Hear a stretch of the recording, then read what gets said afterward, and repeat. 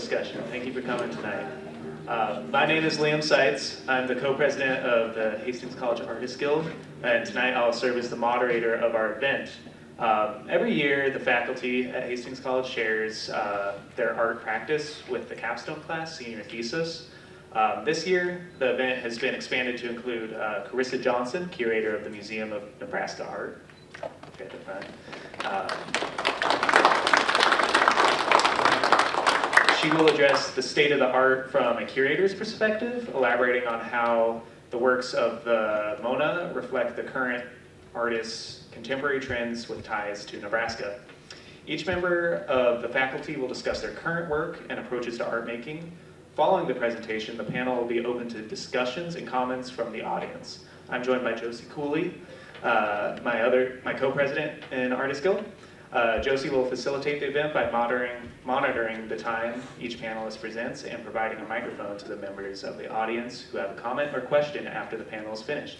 Thank you so much for coming tonight. We look forward to an informative and inspirational discussion. Once again, our first panelist is Karissa Johnson. Karissa holds a Bachelor of Arts degree in Art History and Criticism from the University of Nebraska-Lincoln. She has a Master of Arts degree in Art History and Museum Studies from the University of Denver. She has been a curator at the Museum of Nebraska Art since 2001. Thank you for joining our panel this evening, Karissa.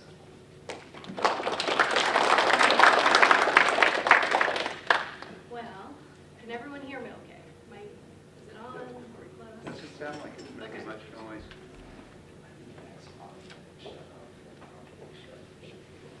This is why we test first.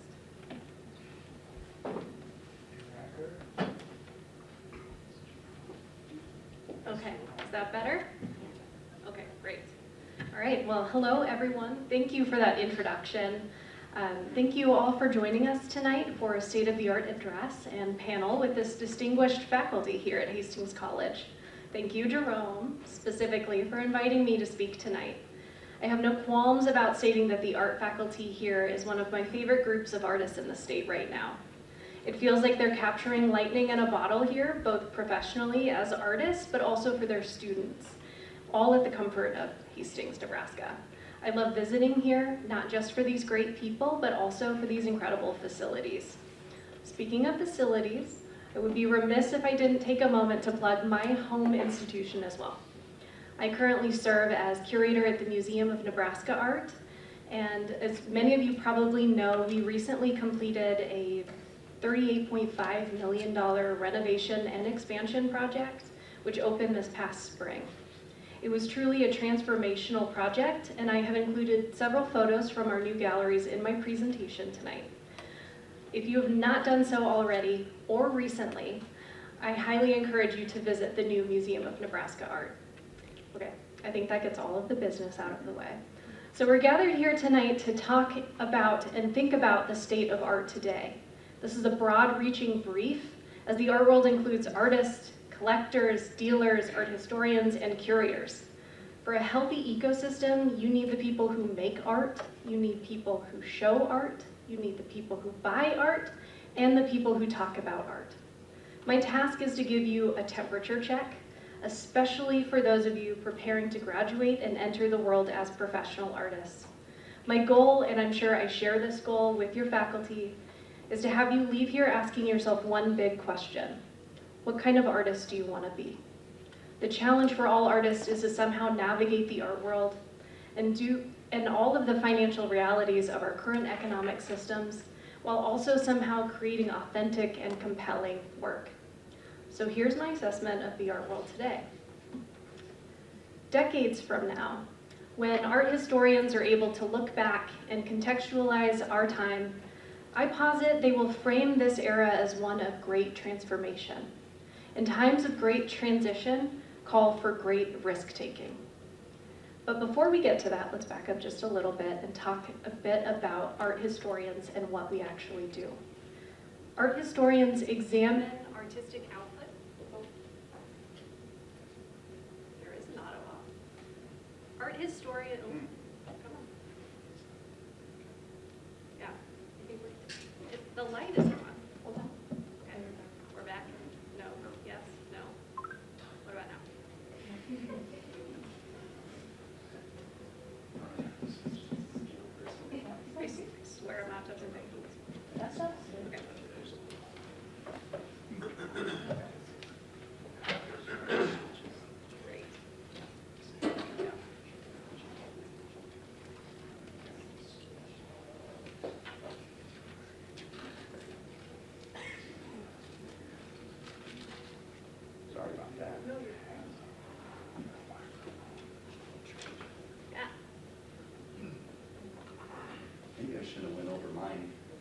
times at 5 o'clock, I probably killed the battery.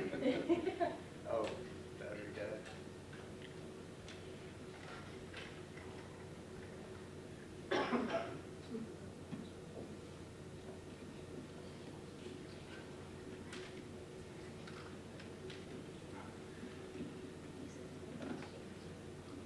Is that awkward? Well, you know, Good. we'll make it work. Wow.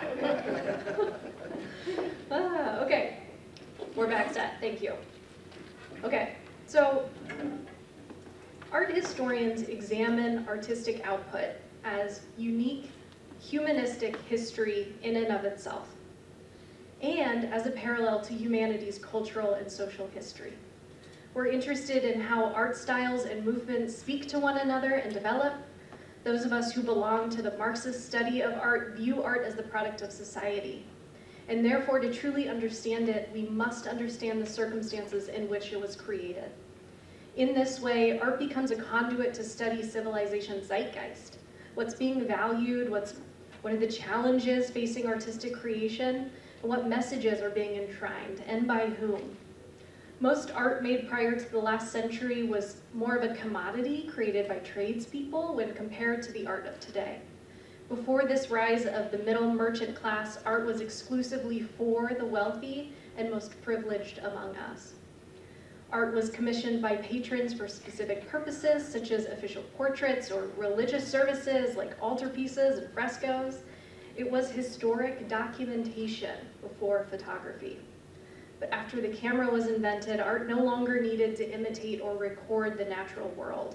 Over time, its purposes became much more personal to the maker and more expressive. Art has always carried ideas, but in recent times, it has become increasingly more important as a personal communication device. So what does that mean for the role of art in our society today? I wish I had a clear answer. But what I can do is walk us through a few case studies of artists and projects receiving curatorial attention and institutional support. The common thread for all of these projects is risk-taking, challenging assumptions about material limitations, and blurring boundaries between disciplines. So we're going to jump right in. Here's a quick view of an exhibition we have up at the Museum of Nebraska Art now. In Search of Ourselves is our permanent collection show, bridging together works from different periods in media to find shared connections in history. In this show, we have this significant painting by Nancy Friedman Sanchez. Nancy Friedman Sanchez is a Colombian-American mid-career artist with an interdisciplinary practice. She's living and working in Lincoln. She grew up in Colombia as the child of a Colombian and United States citizen and migrated to the US as an adult. Her art is about the curious and intense experience of having physically migrated, yet still having a piece of herself rooted in Colombia. She is creating an intersectional, feminist visual novel that is a multifaceted project comprised of paintings, sculptures, objects, and mixed media that together, and in different voices, weave a synchronicity of dialogues, passages, and punctuations about hybridity and cultural ownership. Cornucopia is the largest painting in Mona's collection, measuring 113 inches tall by 390 inches long. It is ink on Tyvek with collage Tyvek elements as well. Tyvek is an industrial material used most visibly as a building wrap during construction.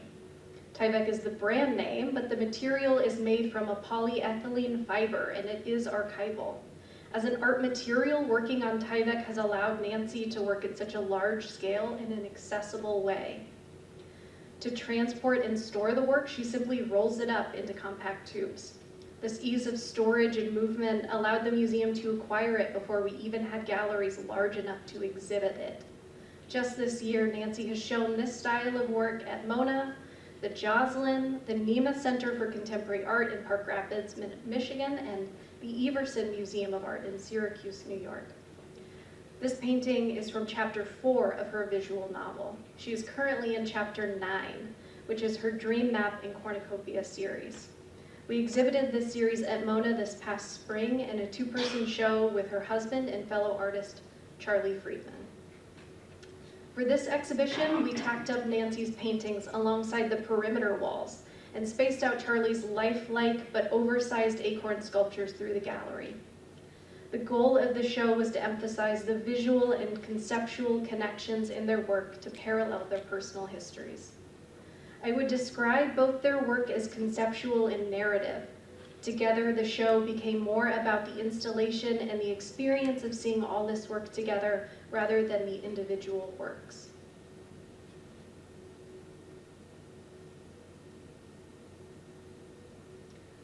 Susan Knight is another artist utilizing Tyvek as an unconventional material for idea exploration. Under the Earth's surface, groundwater in the soil accounts for 98% of our usable water. The more porous the soil, the more groundwater it can hold. Susan Knight examines this porosity as a condition for sustaining life and regeneration. Commissioned for the Museum of Nebraska Art's permanent collection and as an installation in the Grand Staircase, Groundwater Magic comprises over 80 components of cut and painted Tyvek. She uses a laborious hand-cutting technique to create individual elements painted in red, yellow, gray, and green with acrylic ink. These colors correspond to hydrogeologist color code systems for clay, gravel, sand, and silt soil samples. Arranged together, these colorful discs and pods express the power to unite, circulate, and sustain. Another one of our reopening exhibitions was Wissam El-Badri, The Labor of Belonging. Wissam was originally born in Nasiriyah, Iraq. Around age 7, he and his family had to flee their home at the start of the First Gulf War. They walked to Saudi Arabia and were accepted as prisoners of war because Saudi Arabia has a policy against accepting refugees.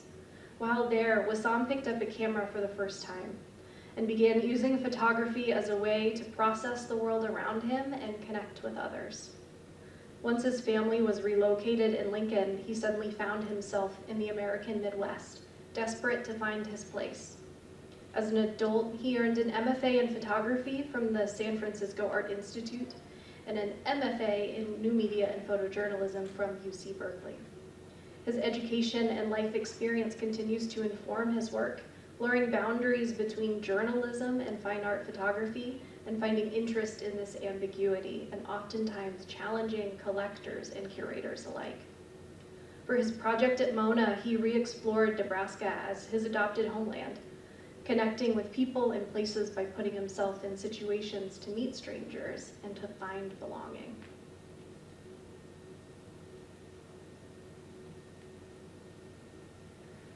A show we have on view now at the museum is Cindy Weil Only Wool. We just opened this show about 2 weeks ago. Cindy Weil is an artist based in Omaha and New York City. This show exhibits her soft sculptures made entirely out of wool and felted wool. Using such a familiar yet unconventional material for sculpture, the work becomes autobiographical, exploring concepts of place, and also becomes a medium to meditate on creation itself and how the power of process and transformation are vital in her work. Chad M. Olson is the artist I'm most connected to in my life because he is my husband. Over the past several years, I've seen his painting practice transform. For around 15 years, he has painted with oil paints and mineral spirits on traditional opaque surfaces like canvas or wood panels, and on non-traditional translucent materials like transparency film. Recently, in his show at Maple Street Construct in Omaha, he began approaching painting as installation rather than a singular framed object. This exploration involved using small paintings on Duralar transparency film as color interventions in a raw architectural space and painting on glass, which gave the work a new sculptural component. I can't speak for the curators of the show at the Joslin or definitively say what they were looking for, but I'm bringing this example in to show that these are not just things that I'm interested as a curator. Other curators at other organizations seem to be buzzing around similar interests and expressions, thinking about artists who are taking risks in terms of their presentation and refusing to accept any limitations of their chosen materials.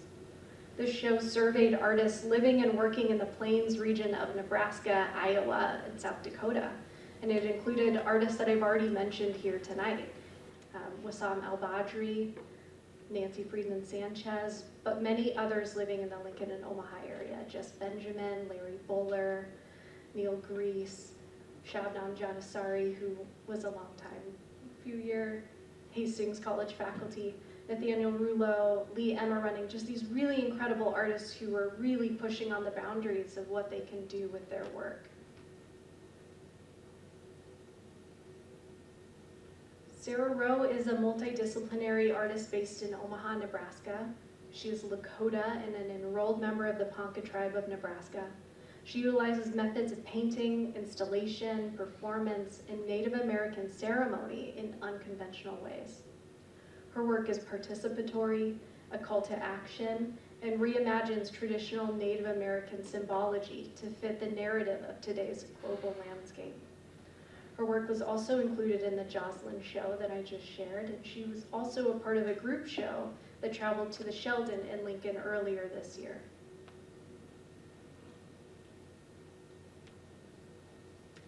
Catherine Weiss is a multidisciplinary artist from Lincoln, Nebraska, residing in New Haven, Connecticut. She earns a BFA in studio art from the University of Nebraska at Lincoln and an MFA from Yale University, achieved in 2024.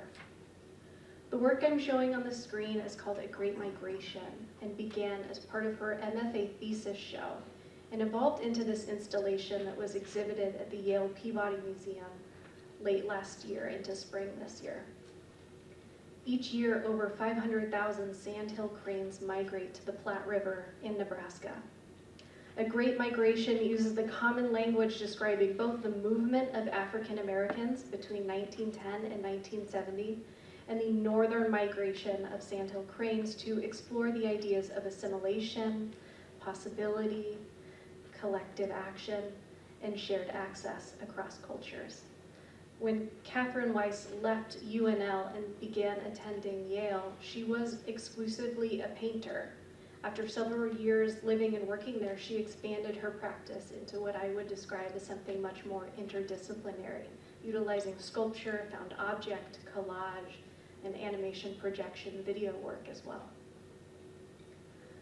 So the backdrop of all of this, all of these projects, is an art world in transition. Galleries are closing or shuttering their brick and mortar spaces for online-only websites or guerrilla-style pop-ups. Collector activity is changing as more and more collectors are questioning the art investment advice that they're receiving from advisors. I just heard a new statistic today that a majority of active art collectors are women. That is something the art market is unprepared to handle. Their tastes are completely different. The sales styles are completely different. It's a very interesting phenomenon in the art market. Higher education is also facing a myriad of cost versus benefit challenges, and artists are now questioning the benefit of earning an MFA at all. And AI is changing the digital landscape, filling the internet with generated content and fooling those without the visual literacy to discern AI from real creation. Amongst all of this noise, the artists are and will be rewarded are the ones that are taking risks. They're asking big questions and thinking differently.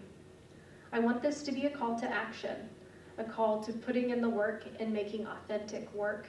This isn't a hyperfixation on subject matter. It's about moving art and society forward. Thank you.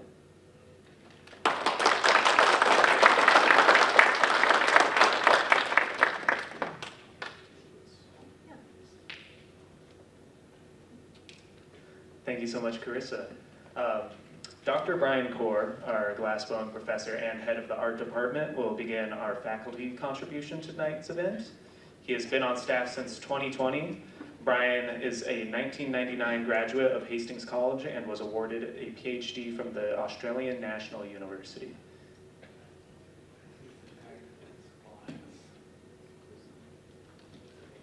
That's aggressive.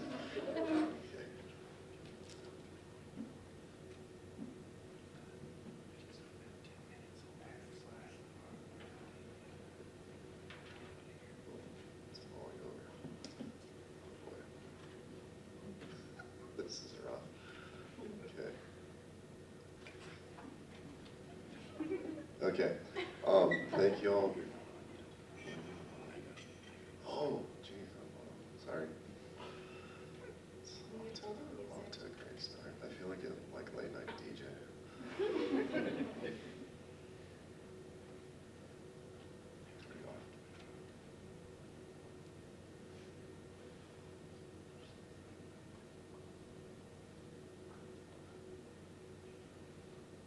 Why is it doing that? Jeez.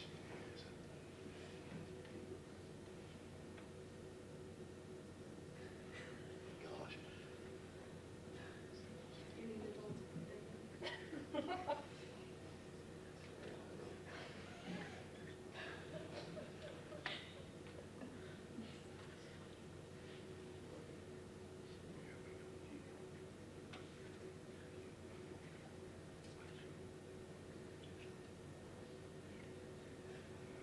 Sorry, everyone.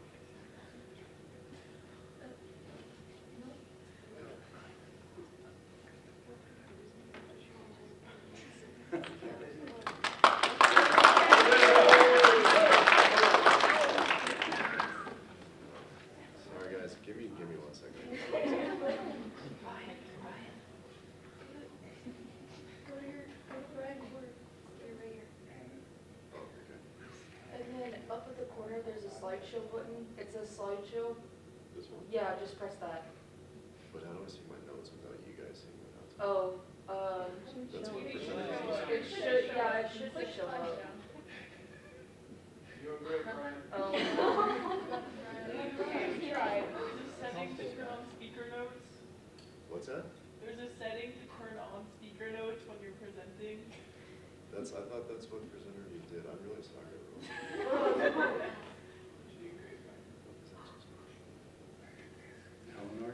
Somebody come down and Okay. help me. Thank you.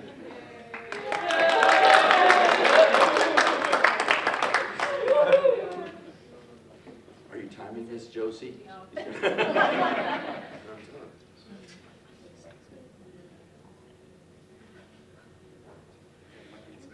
I can't do it.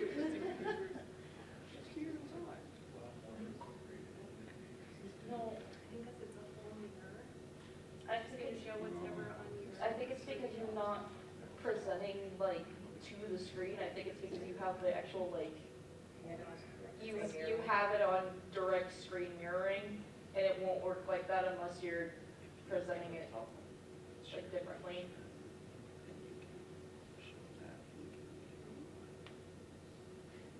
That would work. Yeah. Thank you.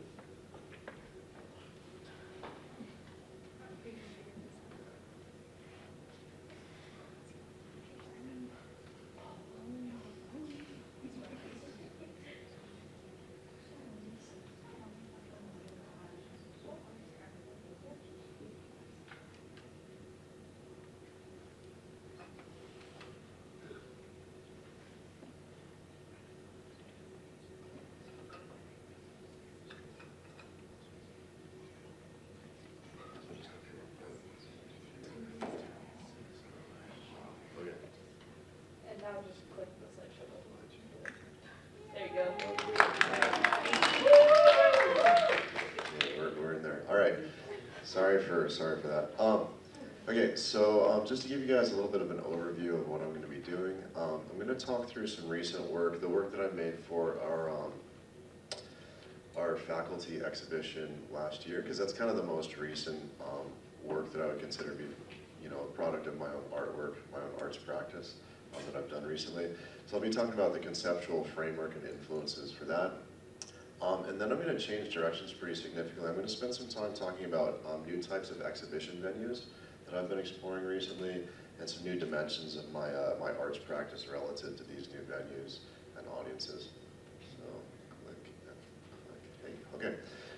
So going back to the summer of 2024, I'm not that old. I was able to do a residency in Bergen, Norway. So there's a studio there that was founded by an artist named Isa Bjork in, I think, 2007. It's called S12. And so I was able to apply for this residency. I spent 5 weeks in Norway. It was an amazing experience. I was able to take a ferry to work every day. walk to the studio, and more so, like, it was a tremendous gift because as a teacher and as the department chair, like, I spend a lot of time doing a lot of things besides being able to think creatively, right? And that's really challenging for me. And I find almost more than anything, having continuity is really important for me. So if I'm interrupted really frequently, it's difficult. And I need days or almost weeks to be able to really immerse myself in thinking about something in order, I think, to bring it to kind of full realization. So that's when my creative mind works best, and that's why for you all, I think it's such a gift to be students, especially the senior thesis group. You have a year to just focus. I know you have other classes and stuff, but you have a year to focus like really exclusively on your practice, and that's an amazing gift. So during that residency, I was able to spend about 50% of my time developing sort of or expanding new formal vocabulary and exploring pattern and stuff like that. On vessels, and then I spent about 50% of my time developing prototypes for lighting. So I've spent the last 30 years being kind of immersed in the world of a glassmaker, trained primarily as a glass blower. So as a glass blower, there's this inherent emphasis on the vessel, right? And so with a vessel, you have these decisions. You have a palette like form, color, pattern, surface, right? So I'm kind of always thinking about how to use those vessel-centric skills to make something that I find inherently meaningful, because that's not always for me an easy thing to do, something that's artistically or creatively or deeply satisfying. So while I love the making process, the meaning for me is what generates a deeper sense of fulfillment. So this is some of the work that I produced while I was in Norway. And I find that, generally as a glassblower, function dictates form. Function generally for me, those historically lowest on my hierarchy of interests, so I really don't spend a lot of time thinking about function. It's not something I'm sort of inherently interested in.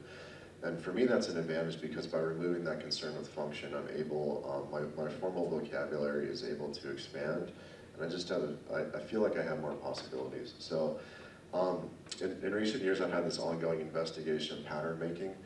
So using pattern as a way to visually activate form. In contemporary glass, specifically American contemporary glass, a lot of it's really influenced by traditional Venetian techniques, which are structurally very rigid, right? So what I've been trying to work towards, generally I favor more restrained organic pattern over that highly structured Venetian approach. I find as a young glassmaker, even in the States, I found that most of the US glass was very bright, highly reflective, really loud, kind of very, for me, like ego-driven. And so when I was looking at grad schools, I was really drawn to the Australian aesthetic. So I wound up going to grad school in Australia, and the Australian aesthetic I would explain as being much more restrained. So the US aesthetic I find is really kind of bombastic. A lot of that was driven by an artist named Dale Chihuly in the 90s, and then kind of it's like a huge family tree, and so the people that came down from him, and then from a few specific Venetians, it tends to be really bright and loud, and that's just not me. So my aesthetic is much more driven towards a minimal, refined, formal approach with hand-finished surfaces, so I take away the shiny, reflective quality, and I tend to work either with clear glass, which for me is a vehicle for light, or with black glass, which kind of presents this luminous void. And then using the form as a canvas for pattern. So one of the artists that I look at, I don't actually look at a lot of glass makers, I look mostly at architecture for my work. But one of the people that I look at artistically for my work right now is Pierre Soulages. So he's a French painter, he just passed away recently, I think at 103 or something like that. And for me, I always find that his work has this elemental power that really emanates from his canvases. So there's a really visceral quality to his canvases. This is an exhibition that he had. I read about it in a Spanish website. I'm not sure where it was, sorry. But he's one of only 3 living artists that have had a solo exhibition at the Louvre during their lifetime. So when he was asked why he uses black, he says, because its possibilities are limitless. I say black, but actually it's light that's key. I paint with light. And to some degree, I hope to achieve some of the same with my own work, whether it's what I would consider to be more my exhibition work or the blown work is. So I find in my practice that black is capable of being simultaneously luminous and serving as a void. It's also really, it provides a strong background for pattern, and the use of black in pattern also allows me to disrupt colored elements. How am I doing for time? Oh my gosh, okay. So I feel like at the moment I'm kind of only scratching the surface on what pattern can achieve, and I feel like I really still haven't quite established or connected with what I'm looking for. Several works in this series suggest a kind of like physics models or have a celestial or quantum kind of suggestion to them. And again, trying to figure out how to use traditional pattern in a very different way and kind of deconstructing that. So ultimately, I'm trying to use subtle pattern to heighten a work's ability to facilitate contemplative experience, coupled with a sense of silence and the potential for discovery. So blown glass objects are commonly exhibited individually on pedestals, placing the work within the context of a decorative object. In Bergen, I began to wonder, how could I synthesize these autonomous elements into a cohesive singular work? So I began to really obsessively envision some kind of a wall-mounted installation with all of this work that I was making. So I've had these kind of archetypes in my mind of wall-mounted work with blown glass that I'd seen in the past. Numerous artists have tried to address the implications of the pedestal by utilizing the wall. This is William Morris, sort of in the late 90s, early 2000s. Dante Marioni, another seminal figure in the American glass studio movement. Sort of a different means of presentation and different supporting materials, and how that yields a different experience of the work. For me, his work is a celebration of form and technique. And it's very reminiscent of Mironese factory catalogs that glass makers would use to make work, and then almost like a cabinet of curiosity. Josiah McElhaney, so he's one of the first glass artists to really sort of break through that ceiling and start to exhibit in major museums. His work is highly conceptual, and here his wall-mounted work serves to function supporting the illusion of infinity. So he uses the wall in very specific and effective ways to further both the aesthetic and conceptual underpinnings of his practice. So I've also done a lot of wall work in the past. So a lot of my influences are like I said, architectural. And I've had a really sort of ongoing desire to create immersive viewing environments. So using the wall for that makes, to me, a lot of sense. This is a solo exhibition I had at the Camera Glassworks. And this was also the first time I started thinking about the idea of making contemplative objects. So objects that could almost sort of help facilitate, I guess, a shift in perception and essentially like trying to quiet the mind or provide a moment of stillness for the viewer. I haven't until this point created a significant installation exclusively using blown glass. So I understood that I need to have the installation feel right. The composition was really critical. So I went through a process of having made the work, photographing each piece, cutting it out, creating different compositions on the floor, documenting each composition, and then through trial and error, trying to find something that struck a balance that to me resonated in a certain way. And I sort of have always likened that to the analogy of tuning an instrument. So if you're tuning an instrument, when you kind of correctly tune it, there's a resonance that passes through both the body of the instrument and your own being. And to me, it's like when something is kind of tuned correctly as an artwork, in my mind, I feel that same kind of resonance. Oh my gosh. Okay. Moving forward quickly, this was the final installation, so it's entitled Cipher, trying to spend equal attention and weight given to each form, both positive and negative. And the overarching composition of the installation invokes notions of Japanese ma, which is a dynamic sort of emptiness amidst a flow of form and silence. I might have to skip through a few things later. So ma is a ubiquitous aspect of Japanese life, silently informing its architecture, art, and personal conduct. Implications of ma are prevalent in Japanese architecture, theater, painting, music, and poetry. It also governs social interaction. In a very literal sense, it's the spacing between things, but there's also a temporal quality to it. So in the culture of ma, Isao Kumakura wrote, "Ma, which is emptiness, is at the very center of everything. This ma is not merely the absence of something, but the actual core of things. Where we see 2 points in opposition to one another, The underlying essence is the invisible ma that makes these points appear as such. Okay. So cipher serves as a moment of stillness and silent meditation amidst a tumultuous world. The elemental rumble of black surfaces emanates something felt as much as seen, with the patterns adorning each piece, speaking of topographical contours, waveforms, the dance of the human heart, and light spinning out through space. Forms seek to embody grace and stillness, hinting at influences of Japanese ceramics, quantum models, solitary monoliths, and objects populating some future world. The overarching composition of the installation invokes notions of Japanese ma, with dynamic emptiness amidst a flow of form and silence. So this work I entered into New Glass Review. It's an annual publication put out by the Corning Museum of Glass, showcases 100 innovative works from that year.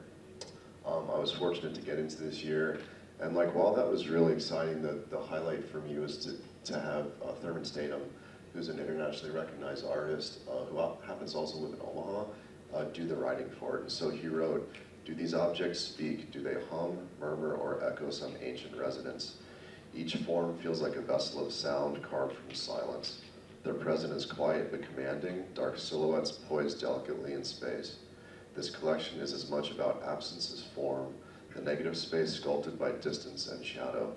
Like punctuation in an unknown language, they suggest rhythm, breath, and pause.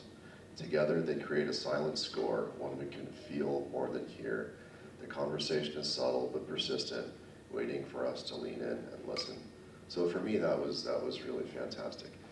I would like to say more about that, but I don't have time. So moving forward, how much time do I have left? 2 minutes. Yeah, I'm gonna have to cruise. So I've been working towards the idea of running my own hot shop for a while, and part of that was there's a huge expense involved with that. So I was looking at different ways of approaching, addressing different price points and different audiences to help sort of float that. So I started making some high-end, this is a very big change of direction, but some really functional work. So like high-end decanters, considering targeted audiences, more affordable decorative production. And this is the type of work that I typically wouldn't put under my name, so we could talk about that later. Also moving into some collectible design. So looking at just different ways that I could not only make artwork, but be able to support a business through different means. Okay, so also moving into lighting. That's something that I've looked at for a really long time. And that represents an acceptable and even exciting intersection for me between artistic interests and creating something functional. So I've been working towards launching a lighting line. So I've been doing things like writing mission and vision statements, which to me are sort of correlated to writing an artist statement, but they have slightly different purposes. So for me, it's been a really significant learning curve. Still though, basing a lot of what I do on artistic research. So looking a lot at people like Noguchi and his work. Also, I've been able to spend a lot of time in Asia, both living and visiting, so I've attended a lot of these different lantern festivals, and there's a certain experience that gives that I'm trying to embody in the lighting. So just moving through a few different things. Okay, and then in terms of new venues, this summer I, for the first time, exhibited at an arts festival, which typically you would define as a juried public event that showcases. I'm done. Okay. Sorry. Thank you all. We can talk about that another time if you guys are interested.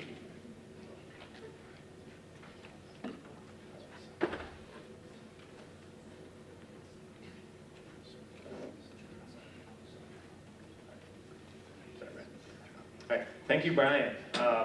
Our next presenter, Jerome Dubas, teaches ceramics, art history, and the capstone class at Hastings College. He's taught ceramics here since 1996. Dubas earned his bachelor's degree from Hastings College in 1983. His master's of arts in education was granted in 1999 from the University of Nebraska, Kearney.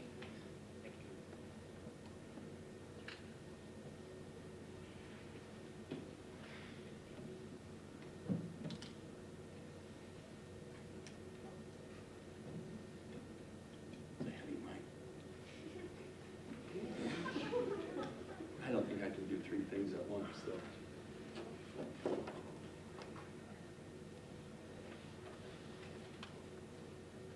Just don't start the office.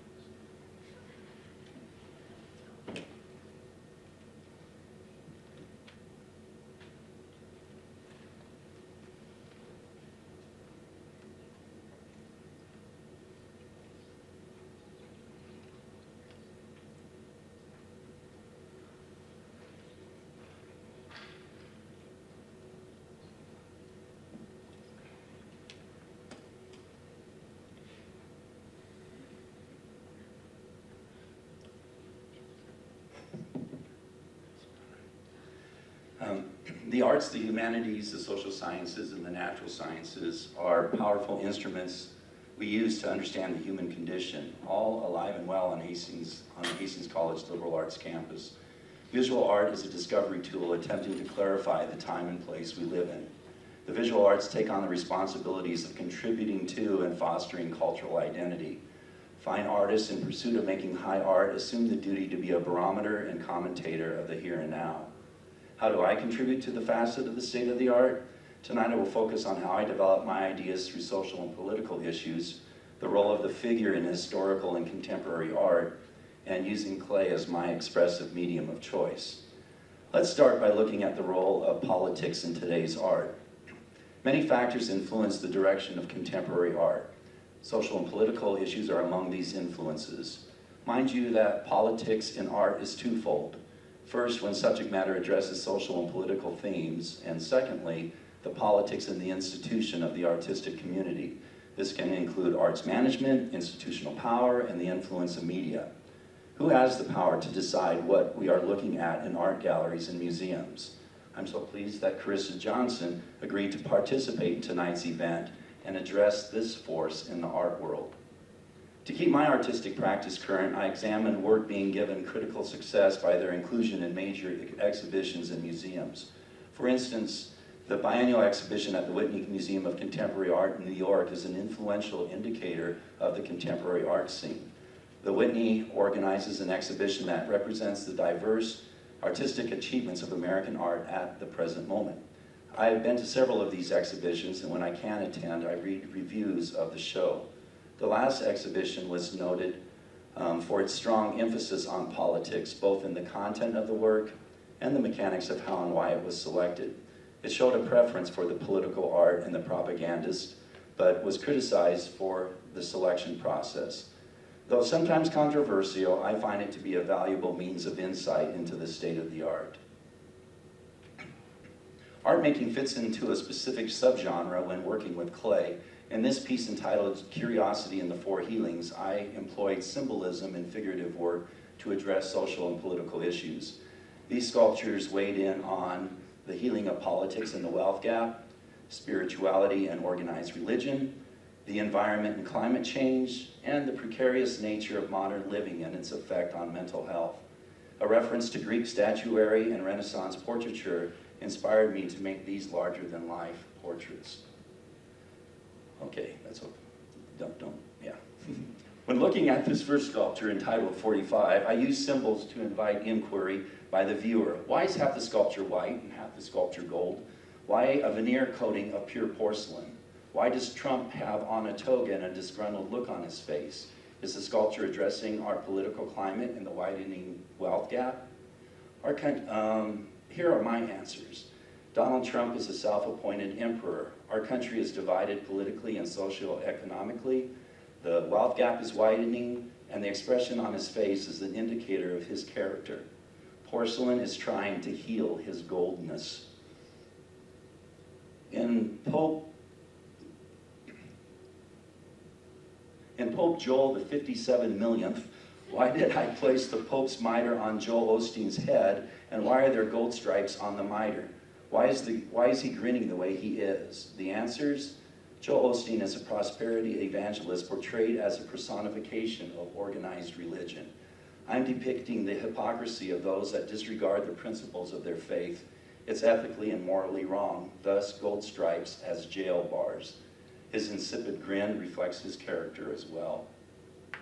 Mother Nature ponders the fate of the environment in Morgaia. My daughter served as the model. She is a mother and a gardener. Why does she represent Mother Nature, and why are there wilted lilies on her head? Dismissing science in its role of understanding and reacting to climate change is ridiculous. It is our responsibility to be stewards of our planet as we pass it on to our children. In my years of teaching, the biggest change I've seen in my students is their mental health. It's tough to be alive today. I've expressed hope, however, by using fifths in a gold to white ratio to establish visual harmony and to comment on what still needs to be healed. Realizing identity and healing of self are important issues in modern living. I am no Picasso, but I employ the power of art to express my voice. His piece, Guernica, was a tool used for influence. When Picasso made this painting, Spain was in the middle of a civil war. It shows the brutality when Hitler bombed the city as a favor to Franco. The art world at that time anticipated new work made by Picasso. He had great influence.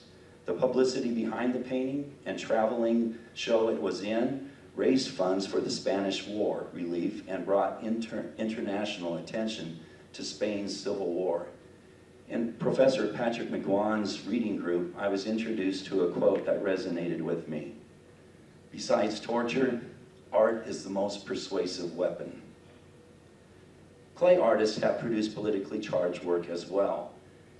Richard Notkin's art uses a traditional ceramic form, the teapot, to address political issues. Author and ceramic artist Lisa Renartson writes, Richard Notkin's social criticism carries the weight of outrage, yet his powerful images of nuclear explosions and war themes and capitalist corruption are stealthily presented in an exquisite package of great beauty and almost incomprehensible technical mastery. The power of the greatest of Goya's social critiques, delivered in the form of a functional teapot. Robert Arneson did the same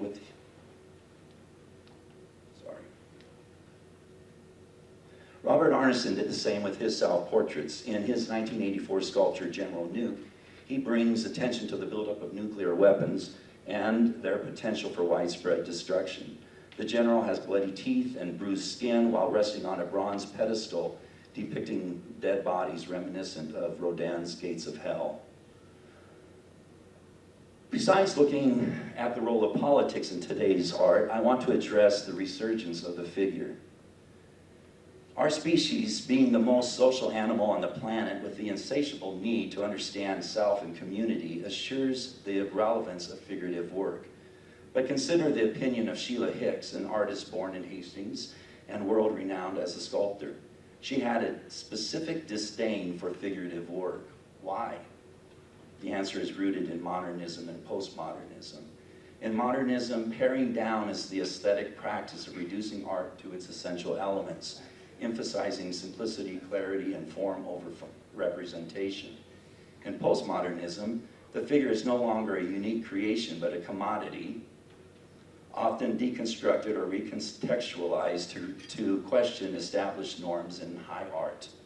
But times change, and the resurgence of the figure in contemporary sculpture is now driven by its ability to investigate complex social issues and surging emotions. Minimalism and conceptual art, two dominant trends of modernism, are no longer the only focus of the contemporary art scene. The figure is a powerful, expressive metaphor to be used to express anxieties and concerns of contemporary society.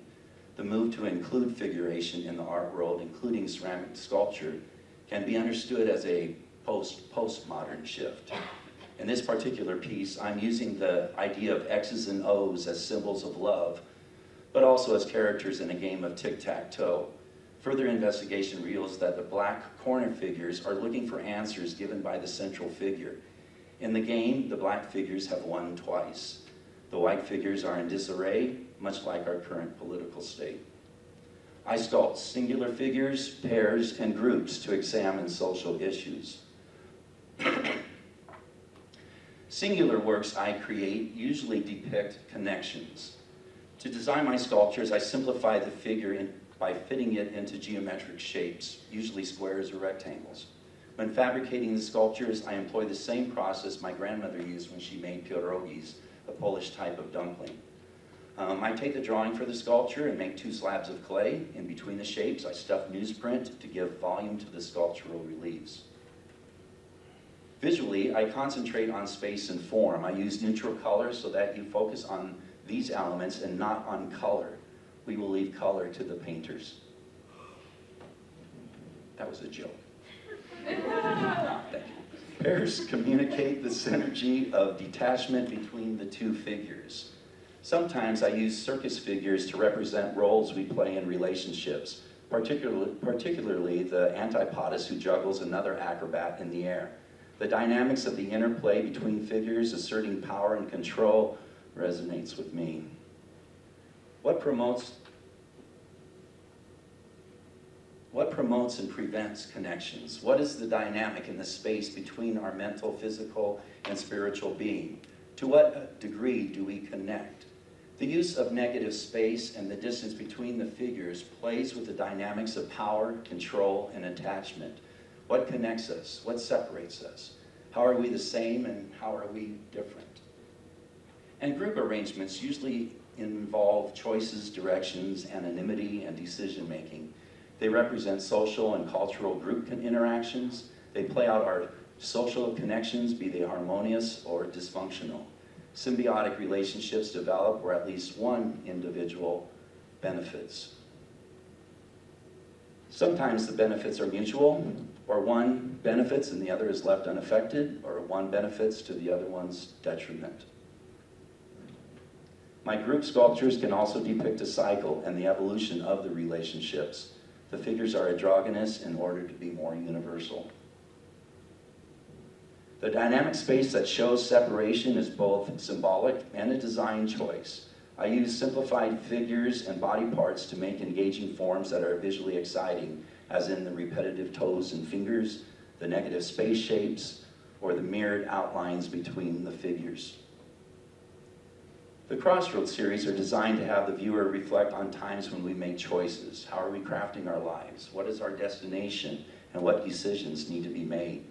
This series is very rewarding to make as well, working with reflective, repetitive, and rotational symmetries. I can design playful compositions.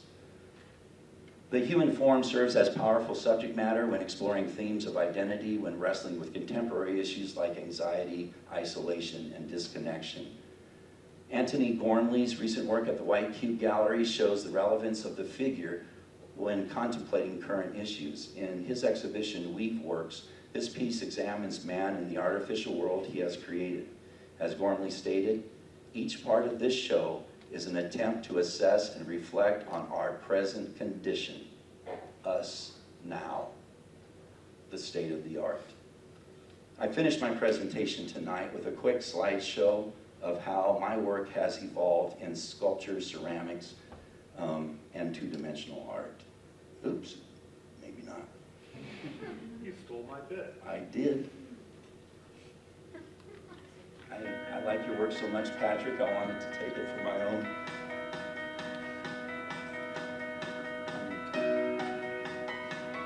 We see beauty differently. In the courses I teach, we refer to 3 major aesthetic theories frequently. And I don't want that awful music. And I became an artist because I found beauty in replicating nature and making things look naturalistic. As I matured artistically, reflecting on my emotional environment inspired me to make expressive work. And as I age, I pay more attention to the formal art elements to make my work more aesthetically gratifying.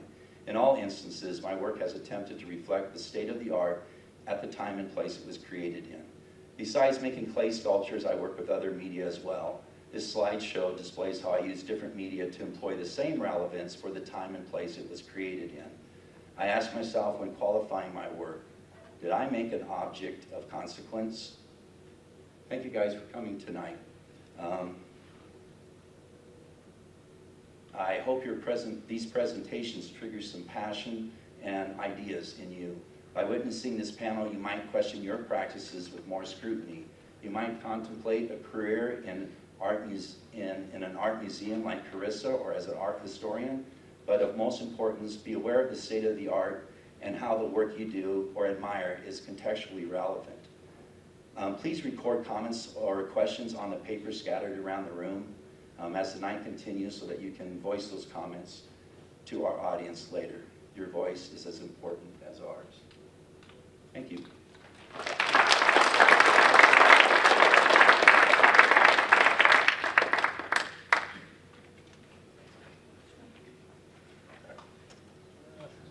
Thank you so much, Jerome. Turner McGee joined Hastings College art faculty in 1983 and chaired the department from 2000 to 2015. He currently teaches printmaking and drawing. Turner studied psychology at Washington and Lee University and earned a Bachelor's of Arts degree in 1975. He was awarded a Master's of Fine Arts in Printmaking from the University of North Carolina at Greensboro in 1981. Thank you.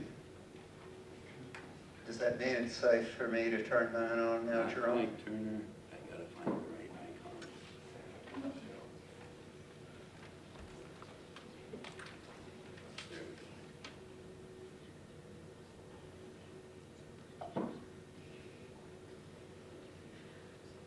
There we go. Thanks, sir.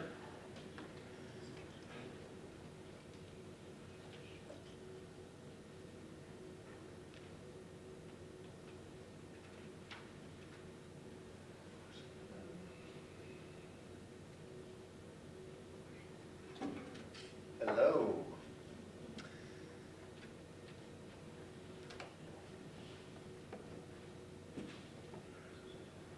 Well, the person in this room with the least technical capability pulled it off fastest. Can I say?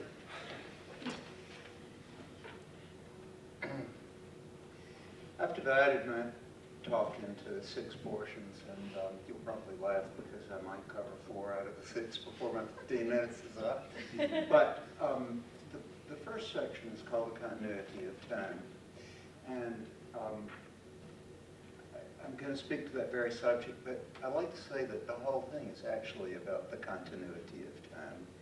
It's a consistent theme in my work, and I think that you'll come to understand a little bit about what I mean by that. I am a time traveler. There's no doubt about it. Some of my early memories of growing up in Alabama were walking cornfields just in the spring, just after a little rain, and being able to find arrowheads everywhere. And to pick those up, if you've seen a number of them, as I did as a child, suddenly one day you see one where you know that the person who did it really felt it, that it was extraordinarily well made and beautiful, even beautiful.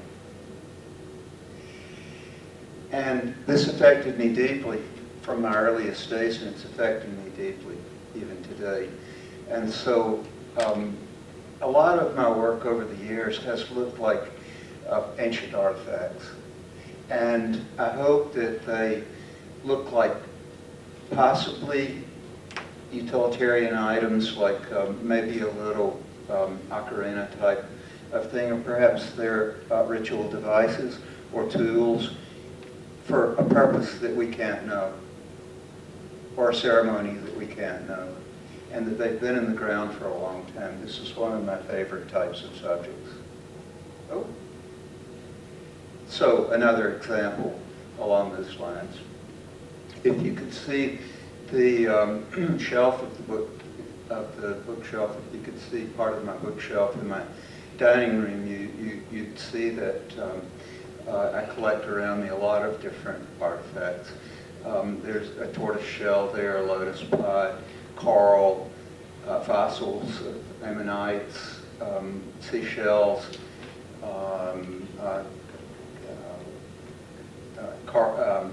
quartz crystals, a butterfly, the skull of various animals, and that painting in the center I'd like to call your attention to was done by one of my former students. It was a portrait of me by way of the objects that I keep around me. So you can see a skull there and books on geology and little indications of things that have fascinated me over the years. Hey, I made it to the second one. Art artifact. Okay, so Um, Here, I'd like to expand a little bit on the actual meaning of the word art. It goes back to the Greek word arete, which doesn't really translate directly into English, but let me tell you what it is. It's a sense of doing things better than they have to be done. Take that aboard for just a moment, because that is the root of art. At one time, people made things that were entirely utilitarian, didn't they? But there seems to be something in the human spirit that moves us toward making things that are better than they have to be. And so a utilitarian tool is endorsed, made prettier, imbued with something that's nicer than it has to be. And this is universal to humankind. I think it can almost be considered a feature of what distinguishes us as human beings, is this arete, as the Greeks put it. They didn't talk directly about the word art as we think of it. It was this concept that human beings need to make things better than they have to be. So we keep making things better than they have to be, to the point where they no longer have any utilitarian value. Tell me what the utilitarian value of our Andy Warhol painting is over in the library. So I'm interested in things that look like maybe they are objects that were used in some kind of ceremony. Again, we can't know what that ceremony is. Thank you to Brian Core and the glass blowers for wearing their tools out. I collect the burnt out glass blowing tools. These are actually printed as woodcuts and then painted. I've always been interested in, let's call it tribal art, and that's a very broad term for it, but I studied art in West Africa and Nigeria for some time. I've spent a great deal of time in Mesoamerica. I traveled. I confound my family because when we go to a great art museum in Europe, I'm directly into the basement to look at the tribal stuff. You know? They want to see the Impressionist art, and so do I. But I'm kind of fascinated by those things. An homage to Chinkanika. I think that he and I are somewhat on some of, we're barking up the same tree sometimes. This is gives you an idea how one of these is made. A little, human figurative Madonna kind of image. So it starts out as a drawing and becomes a painting. Text and texture. I was given a great gift. I guess maybe coming on 10 years ago now. My friend, the librarian, Bob Natterman, called me and asked me to come to his office. And he said he had something for me. And Patrick, would you hold that for me, please? Yes, sir. This is it. Yeah, it's kind of an amazing looking thing, isn't it? This is a 19th century Luther Bible that was printed by Letterpress. And someone came and gave it to our library. It's not really valuable. It doesn't really belong in our archives or in our special collections. It doesn't have much monetary value, but Bob said, I think Turner will realize how cool this is. And he gave it to me. And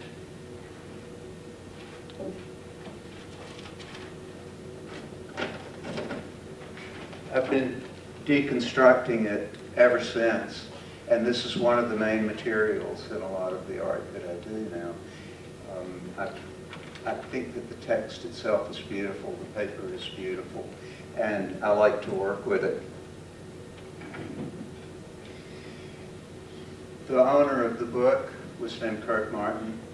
His first entry in the book is 1830, and for the rest of his life he wrote in it. We're talking about the continuity of time now. I saw his handwriting go from a childish scrawl to a very florid, old-fashioned Germanic script in the frontispiece, the title page, and his marginal notations throughout the book. He lived to be an old man, and this book was a valuable item to him. Now it's a valuable item to me. I use text a great deal in my paintings. I guess you could call them paintings. They're collages and paintings. There's a close-up of that one. So I find that the texture of that text is fascinating to look at. Now, that Luther Bible was in somebody's barn for 100 years. It was rained on. It was sunlight on it. It was eaten by rats. And now it's mine. The rain, the rats, the librarian, Kurt Martin, we're all connected in time in the way that I see this. I'm in a heavenly place when I feel the presence of long time. I had the honor of inviting Gary Staub to put the Pteranodon in the science building here. And he came to look at the site, and he said, I know exactly what I want to do. He was gazing through the window, and he said, Pteranodons were what you would have seen in the sky 100 million years ago. That animal was the one that cruised the sky.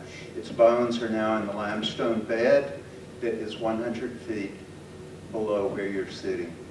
That's the leftovers of the Cretaceous sea. And there are millions of those creatures in there, along with allosaurs, animals that were 50 feet long swimming around. Thank you, Josie. And so, quickly, I'll just show you some of the kinds of things that I've done with that text and with other texts. Now, unfortunately, the libraries of the world have gone to war against books. They're throwing them away. They are throwing the books away. They are throwing away one of the continuities of time. When this illness came to Hastings College, they decided there'll be no more books on the first floor of the library. Half the books are gone, more than half. It broke my heart as much as watching the White House being torn apart with a backhoe. It just ripped my heart out. I was the one who ordered a lot of those books. And so in order to not feel so bad about it, they would give me anything I wanted. So they gave me books, and I became an adoption agency. I took the Brads over in the physics department, all the multiple volumes on Newton. Beautiful reproductions of Principia. But I finally figured out something that I could actively do myself in recycling. I would take the books and remove the paper from them and very carefully cut the spine in half and then fold it over, and it's a canvas. And that has been the main spine of my work for the past 3 years, is recycling these library books. Now the red that you see there, that's the red of the copper. And that has been one of my pursuits, is to try to use the color and shape of the book. And I do these every day. I sit down at my breakfast table each day with my coffee, and if I've been thinking about Australian Dreamtime art, or if I have found an owl, or if I want to cut a rubber stamp that has a repeating pattern that can be end to end like this, or it's spring, or I'm just playing with patterns, or I see a little fish, or birds, or if I have seen a beautiful landscape that I want to try to remember and bring home. My colleagues have spoken about the prominent artists that inspire them. Yes, well, I'm heavily influenced by Milton Avery, Georgia O'Keeffe, Arthur Dove, the painters who really brought European modernism to the United States and played with borderline between objective art and abstraction. If I am having a beer at First Street, brewery, and I look across the street and the sunset is falling beautifully on the parking lot of Dutton Lanes. And I try to capture that in my mind, and that's it. The next morning, if I'm flying and I look down and see snow on the stubble of cornfields, I try to capture that in my mind. Finally, I do a lot of flying. My wife lives in Pensacola. I guess you could say I live half the time in Pensacola. We live on the largest watershed in the United States. And to look at these rivers, when I arrive in Dallas, those big lakes that you see down there, that's the dead end of our watershed. The Mississippi River fascinates me. All those oxbows, twists and turns. You can look at crop patterns, how people have dealt with the changing river over the years. Look at this map of the courses of the Mississippi River, and then this is translated into my paintings. And I live by the sea, I live by that water. I think those artists who I mentioned to you, if you know them. And finally, I promised Josie I will make this 30 seconds long. Like most painters, well, no, maybe not like most painters, but every now and then I have to check myself. So I return to the touchstone of figure drawing. I need to know that I still have the chops. It happens to me on a regular basis. And so the most recent things that I've done have been this check-in on my capabilities as a figure drawer. So a drawing in my sketchbook, this is the way it was translated into painting. Now, you'll notice that the outline there, that is the color of the book. I'm working somewhat like a woodcut artist, where you use a gouge to cut around the line that you want to print.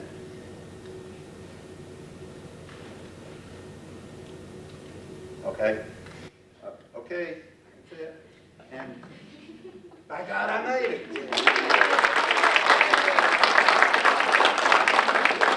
Thank you so much, Tim. We're going to take a quick 5-minute break. Stretch your legs, go to the bathroom, grab a cookie if there's still leftover cookies. There's some cookies down here, guys. 5-ish minutes. I gave most of them away. We're coming back. He's stealing pages out of church. Thank you.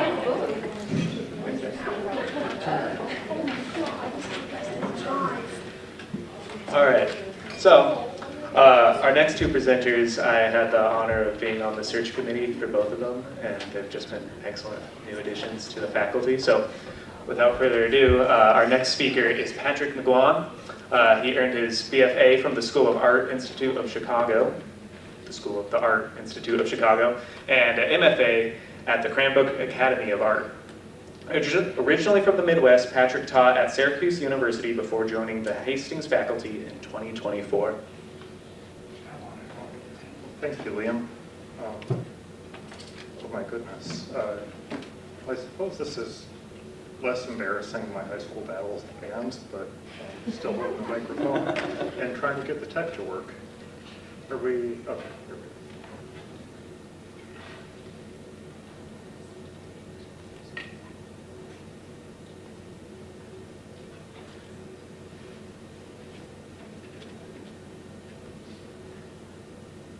All right, so for a while now, I've been thinking about how language and ideology are grafted onto bodies and landscapes, and also as what is the substance of words, what is the weakness and fluidity of language, and I think I can best introduce this with my piece Night Vigil, Flint to Gary.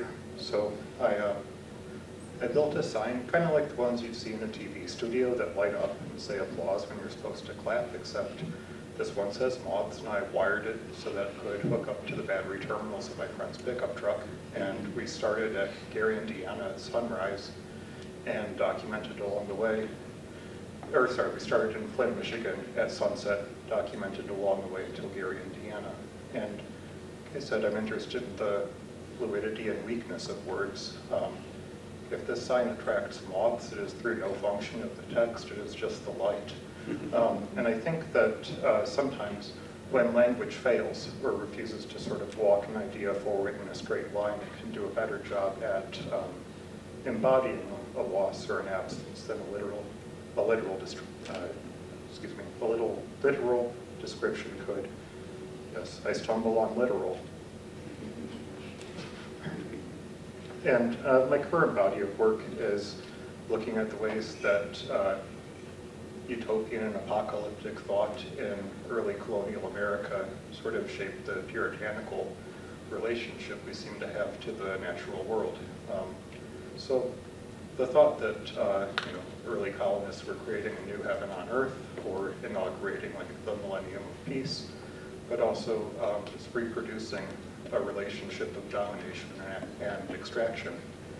But also, sort of at the periphery of religious thought, you can find these sort of antidotes or counterpoints. One of them is Hildegard of Bingen, who is a German abbess, a composer, a botanist, a mystic, a sapphic icon, so many things. And her concept of viriditas, or the sort of divine greenness flowing through life, can be read as a really early model of ecology. But in her theology, there's room within the divine for something that is green, growing, feminine, and premised on labor as care and interdependence in place of individuality. I'm also looking at American Shakerism, which was a religious separatist sect that really took root in America, led by Mother Ann Lee, who her followers believed to be the female incarnation of Christ. And Shakerism was typified by ecstatic dancing at worship services, or ecstatic movement at worship services. These also ecstatic spiritual gift drawings, and then a truly aggressively plain and utilitarian manner of living. So Shakers do not have personal property.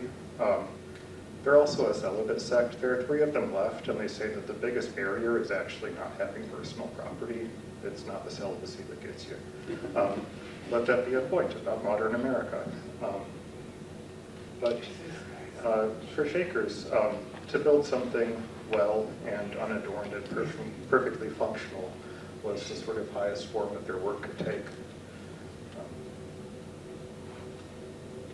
And so this body of work on the right-hand side, you see sort of the first piece, is drawing the visual material culture of, I guess, medieval female monasticism and also American Shakerism, and using imagery, iconography, also particular to early colonial America, like the woven over shop coverlet that you see on the left, and materials tied to the climate crisis in the United States. So on the right, the slabs of wood there are from the American ash tree, and I remember someone telling me that of the ash trees that are alive now, none of them will live for more than 35 years. They're being killed off by the emerald ash borer, which is a small beetle that was introduced and sort of spreads a disease, burrowing around the edges of the tree. So in this piece, I reproduced a weaving draft using a typewriter, and when you get up close, it is this quotation taken from the Gospel of Luke, where Christ is being led off to be crucified, and he says, "Do not weep for me, but for yourselves and your children. For if they do these things, if they do these things when the wood is green, then what shall be done in the dry?" And the title for this chapter of work is "In the Dry."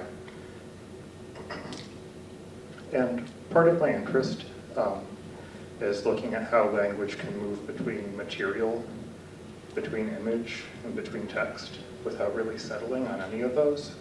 And so here, you can get typewriter ribbons that have an ink band and right below a whiteout band, and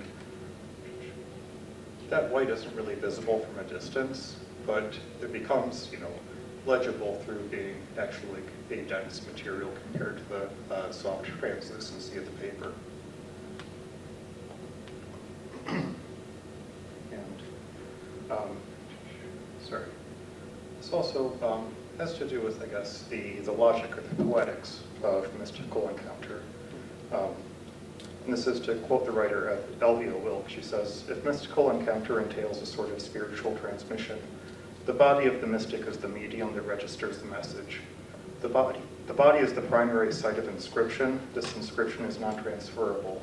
The body must be read in order for its knowledge to be translated as best as possible into writing. Therefore, bodies, inner and outer, material and spiritual, become text.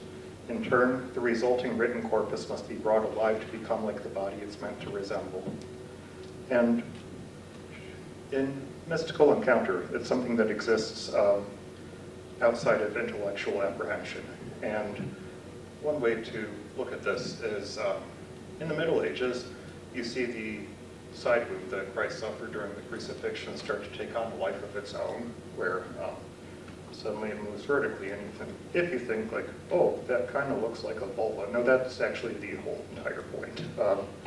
You can see Catherine of Siena having visions of drinking blood from Christ's wound.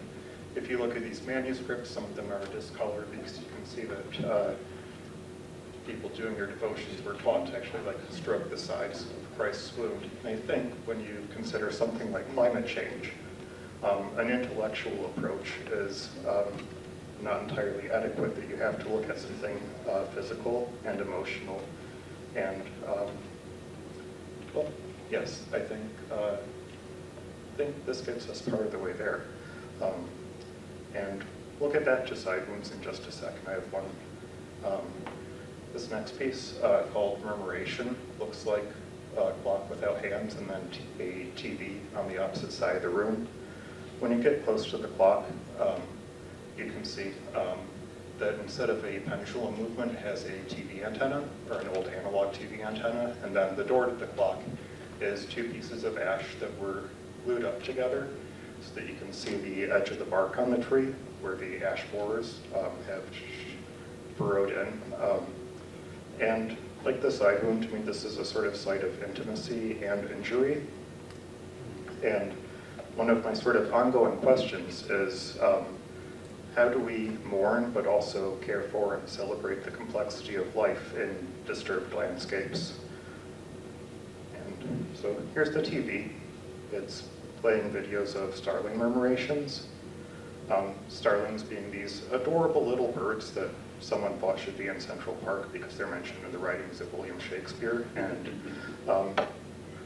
this is also the same person who held the first patent for opiates that could be sold over the counter. So it's kind of a pretty bummer legacy. But anyways, the European starling was introduced to the US and it thrives in industrialized agriculture. And so they're something of a nuisance species, or at least they outcompete indigenous species, and are one of the few birds that you can kill wholesale if you like. There's no protection for them really. But let's see. Inside of the clock, excuse you. Inside of the clock, it's sending a broadcast signal, and as you move through the space, your body will interfere with that broadcast signal and make the video phase in and out of static. On the floor there, that's Edith. She is my pride and joy. Go right in front of it. And that voice is Sayard, who is also my pride and joy.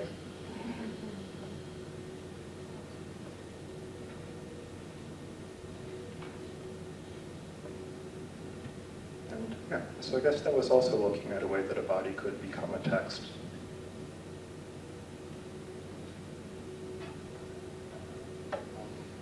Okay, and so this last project I'm going to show you was, well, this is Nebraska Spring Break in central New York. It was something that started about a year ago for exhibitions that would happen this last summer, where I was invited to be a visiting artist at Stone Quarry Art Park in Casanova, New York. And they had a meadow there that was created because they had to cut down a grove of dying ash trees. And I knew that I wanted to work with the meadow, and I also knew that I wanted to do something with fire. That was sort of the attribute that Hildegard of Bingen experienced in her revelations, was like a burning stream of fire pouring to her eyes. But fire, because it is both, it can wound and it can heal. And I also noticed that as the sun sets across this meadow, you get these almost perfect woven linear lines coming through the trees. And this project at Stone Quarry was run in tandem with the Schweinfurth Art Center in Auburn, New York, where I had a solo exhibition. So I had to do something to bridge the two species together, bridge the two spaces. And I thought of the story of St. Clair when she was on her deathbed. She saw visions of the Mass projected on the walls of her cell. And I said, oh, I think I know what I'm going to do now. So I found a photographer friend, and we mapped out the throw of their camera lens onto the hillside, dug fire pits. I had a whole host of lovely friends helping out on this, and also 2 fire ecologists from the nearby State University of Environmental Science and Forestry who signed on to help. They also lent me one of their awesome yellow jumpsuits, and I got to use a drip torch. But we built these fires, and then we set them on fire.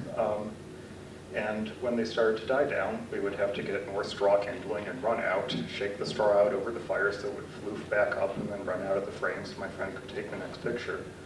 And I just want to take a second to announce some of these amazing people. So on the left, Sam Gilbart is a fire ecologist. After that is Ella Reed Bryan. They're a film new media video professor. Then we got Andy, who's also a fire ecologist. Sayard, who's my sweetheart. Dea Guy-Basson, who's a artist, technician, and instructor at Syracuse University. Carl Voss is a former student artist at Syracuse University. Julia Lyons-Wilson, who's an artist and landscape architect. And so all of these people were strangers to at least one person and knew at least knew me before they showed up to build these fires on the hillside. And those turned into cyanotype prints where I had a sort of skewed grid of fires on the hillside, brickwork grid of fabric sewn together, and that also acting against the lines that the sun plays out through the trees. And sewn together, these are about 45 by 60 inches, I believe. We got one other, and so this is from the opposite angle after the sun has just dropped below the horizon.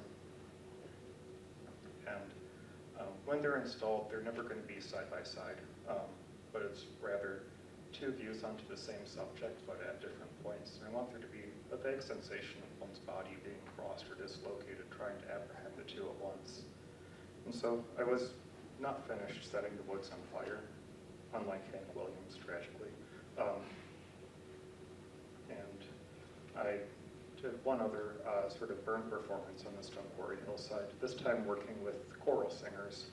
So I had one group that was singing Sacred Harp hymns, which was it's an old Southern form of gospel that was sung on a 4-note scale to help, and before people sing the lyrics to the hymn, they sing the names of the notes through. And many of the songs are named after towns in early colonial America where they were composed. Many towns in early colonial America were named after sites in the Bible for their sort of apocalyptic and utopian connotations. And so there's just a confusion about where and how a song got its name after a place. And I've also got 2 singers singing Hildegard of Bingen compositions. And both these styles of singing really rely on the sites. They're supposed to be sung in, well, hard stone-walled convents or hard-walled Baptist churches where the force of the sound and the reverberation comes apart. Oh my goodness. So sorry. Just hit play. Okay. Well, you get to hear the emptiness of the field as much as anything else.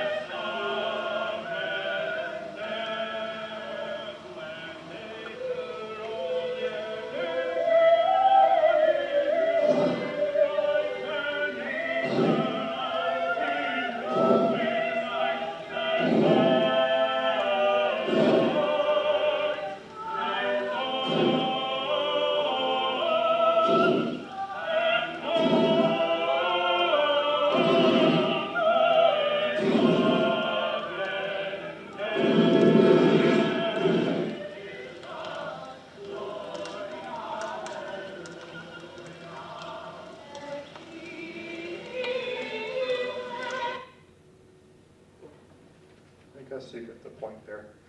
So thank you so much, and on to Rhonda.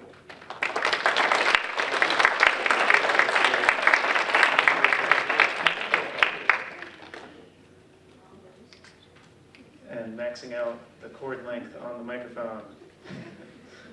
First of all, thank you, Patrick. To cap everything off, our newest faculty member, Rondel Reynoso. He studied painting and art history at the Pratt Institute in Brooklyn, New York, earning his BFA, MS, and MFA. He is currently a PhD candidate in art and religion, focusing on art history and aesthetics at the Graduate Theological Union in Berkeley, California.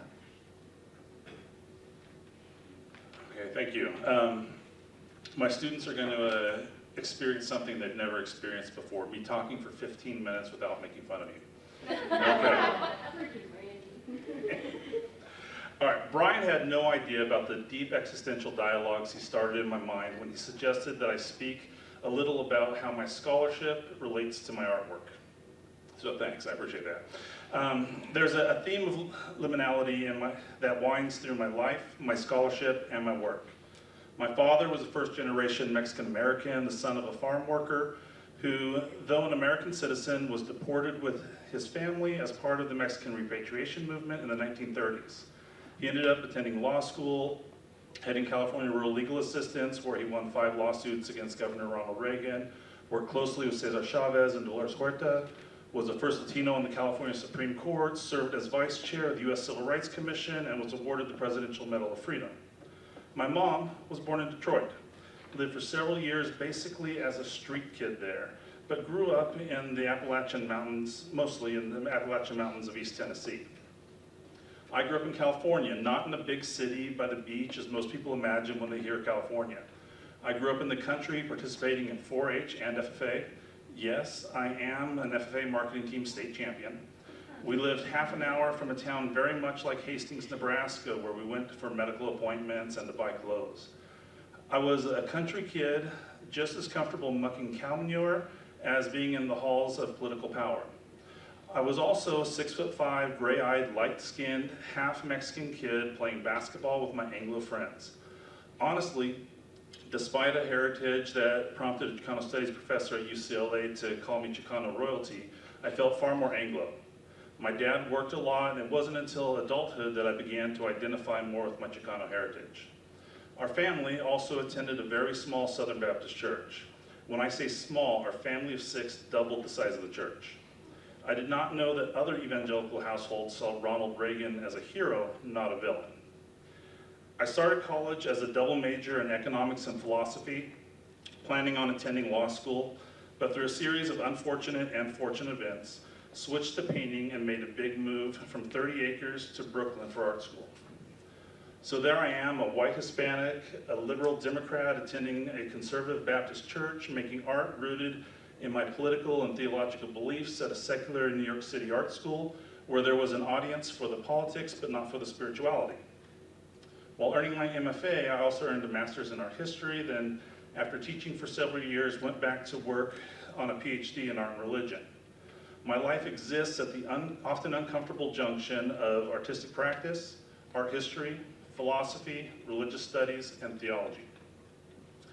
There is an academic theory called the secularization theory of modernity, which basically argues that as the world becomes more modern, it becomes more secular. This never fully materialized in the United States, but it was fully adopted in the disciplines of art history and art theory. Influential art critic Rosalind Krauss declared in 1979 that an absolute rift existed between art and religion.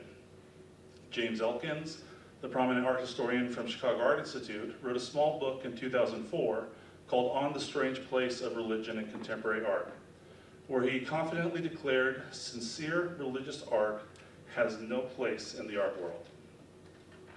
When I started my PhD program, I told my advisor, who was a Dominican priest and a UC Berkeley trained art historian, that I was interested in everything that Elkins doesn't like.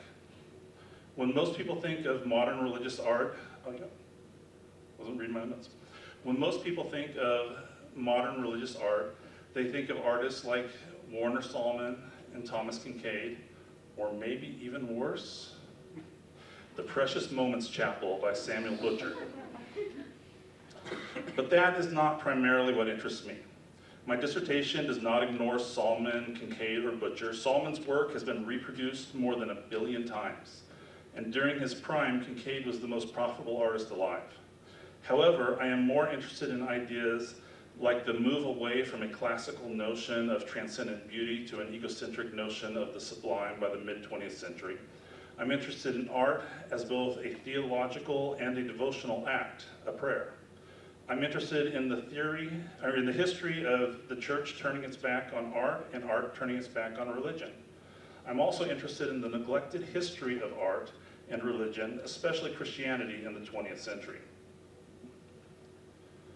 My dissertation begins in 1910 with an influential series of religious publications called The Fundamentals, which articulated a conservative response to the modernist forms of Christianity that had been imported to the United States from Europe in the 19th century. That same decade, the famous Armory Show in 1913 helped to introduce modernist European art to the United States. The next year, World War I began.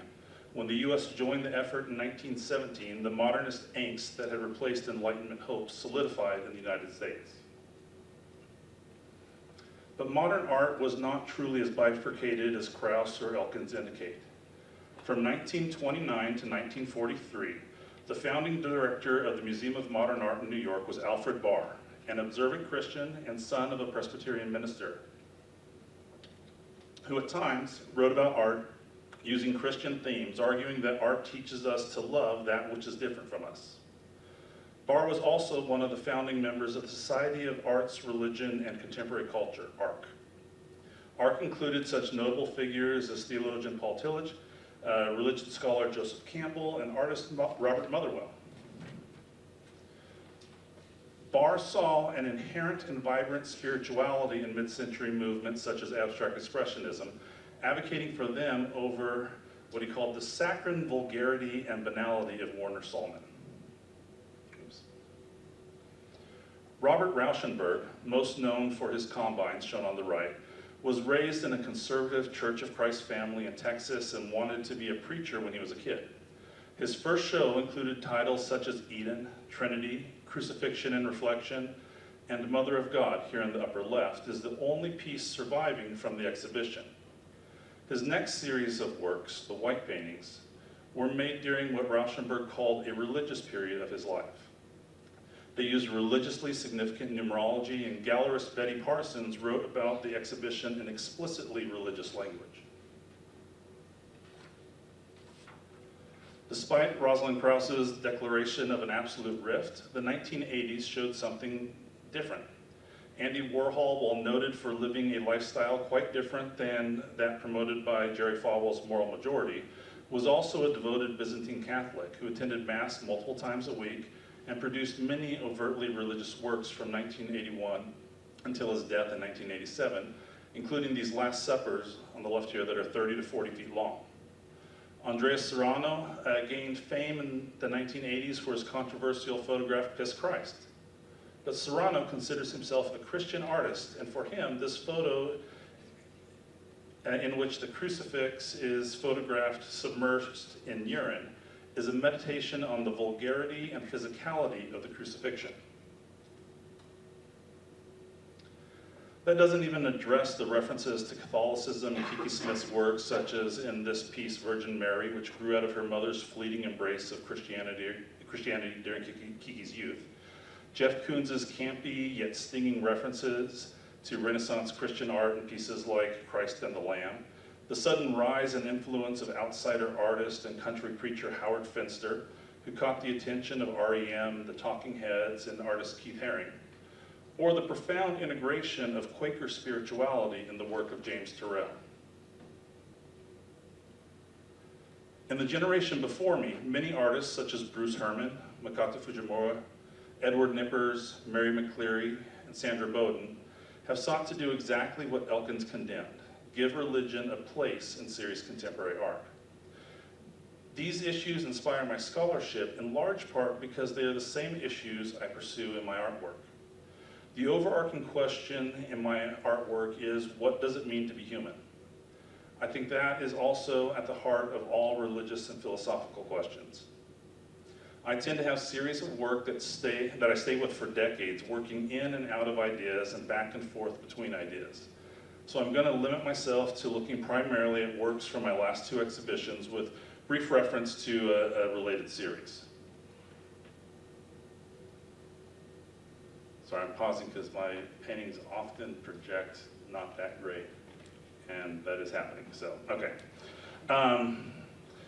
Glazed was a 2-person show with an alumnus at my last institution. On the back wall, you can see 3 works from my Covenant series.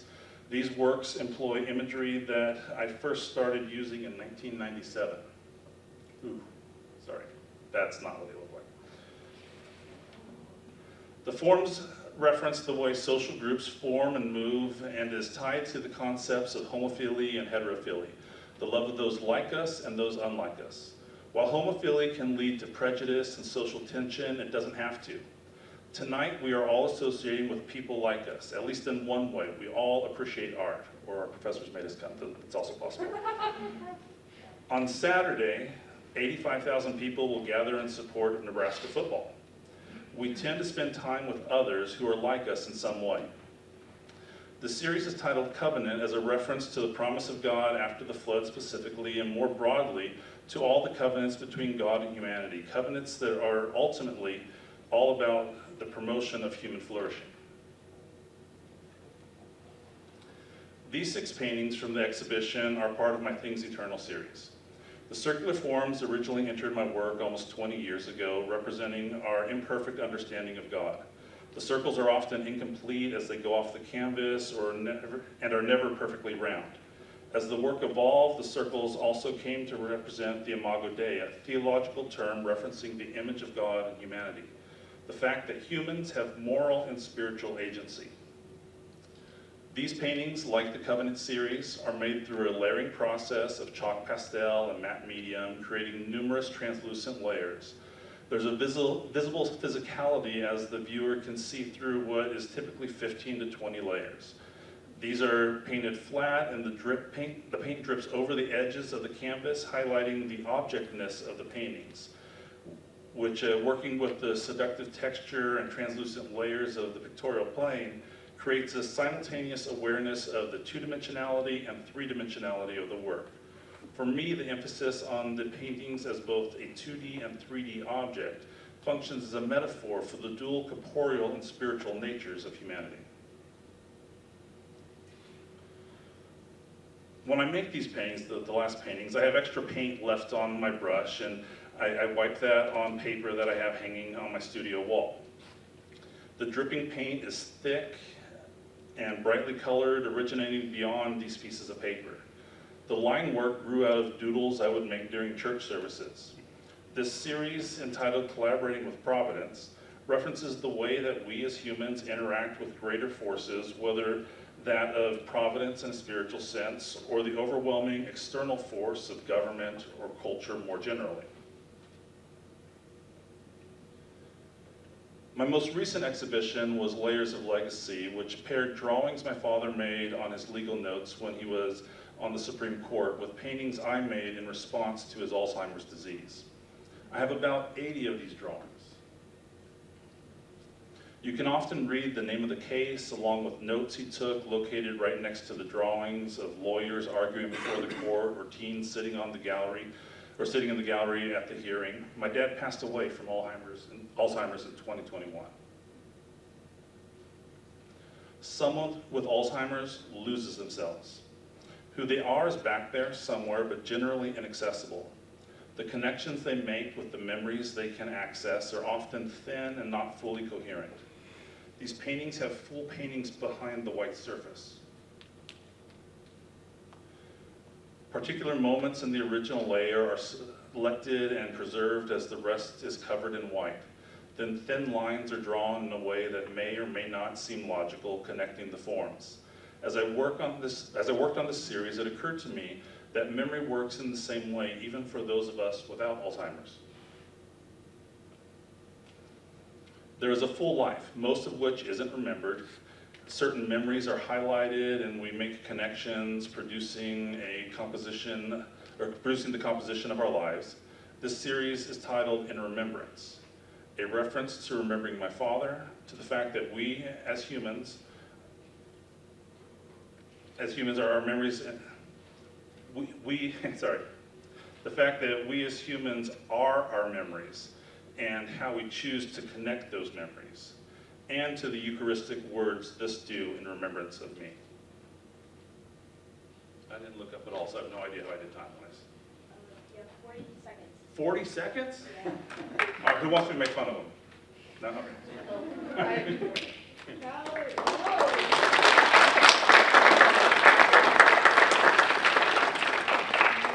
Thank you so much. We will now entertain comments and questions from the audience. Josie will come around with the maybe working microphone. If it works, you gotta speak close into it. If it doesn't work, you gotta project quite loud. So you can. Meatball. Oh, Never mind. If you'd like to share your thoughts about the state of the art, or you have a specific question that you'd like to address to a certain panelist, please do so. We want to hear your thoughts. So raise your hand. Josie will hunt you down.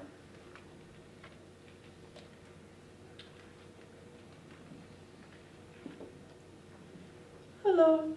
Rondell, I would like you to talk more about the religion and the contemporary art. Nothing broad like that. I mean, like, do you have something specific about it that you're interested in? I'm a or- religion minor. Okay. And so I would I don't know, I just really want to hear more about that. Well, so, like I said, throughout most of the 20th century, there was this idea that, you know, we're getting more modern. We don't need to pay attention to that. We can kind of study it in old artwork and that sort of thing. But there was a really important piece that Sally Promy wrote in 2003, I think, called "On the Return of Religion to the Study to Art History." I forget the exact phrasing of it, but where she argued that religion has stayed really important throughout American history, even until now. And there has been a real turn over the last 30, 35 years where there, especially within visual culture and within religion and theology, of looking at art and religion. It struggles in our history a lot more. When I was looking at PhDs, I sent Yale an email saying, "Hey, this is what I'm interested in." I got a very terse response saying, "Nobody here is interested in that." Ironically, Sally Promy is now at Yale, but she actually had to go to the divinity school rather than art history because nobody here is interested in that. So I think in a lot of ways, art and religion are pursuing a lot of the same things. And there's a way during the 20th century where the new temple was the museum. And I think over the last few decades, people are starting to realize that. They tend to look at it more from either a sociological perspective or a theological perspective. I tend to look at it from more of an art historical perspective, but also I call myself transdisciplinary, not interdisciplinary, because anyway, that's a whole different discussion. All that to say, there's a bunch to talk about, and we can talk about it more, but I don't want to just babble on about it right now. Is there a more specific question? May I or? say something about it? Yeah. Sabi, I think that spirituality has never vanished from the world of art. Lots of 20th century artists spoke of the spiritual component in art. One of the most important inventors of modern art, Vasily Kandinsky, wrote a book called Concerning the Spiritual in Art. And recently, Hilma af Klint, a Scandinavian artist, has come to light in the art world as one of the great inventors of abstract art. Every single stroke was somehow related to her spiritual practice. Now, specifically about Christianity and the visual arts, there's an organization which, since you're interested in that, I would recommend that you have a look at the Christians in the visual arts. Actually, they shut down. Examine the history of Christians in the visual arts. Okay, I will. Yeah, I don't know. Thank you, you too. Yeah. There are other organizations that do similar things, but it was really sad when they shut down. Hey y'all. Okay, so This is gonna be maybe a little difficult. I really appreciate the philosophy behind people's artwork. And a lot of the time throughout my life, I've been asked what my philosophy of art is in a very brief description. So I was wondering if any of you would like to take a shot at stating briefly what your philosophy of art is, because everybody here has a different philosophy here. If that makes sense, I don't know if that does.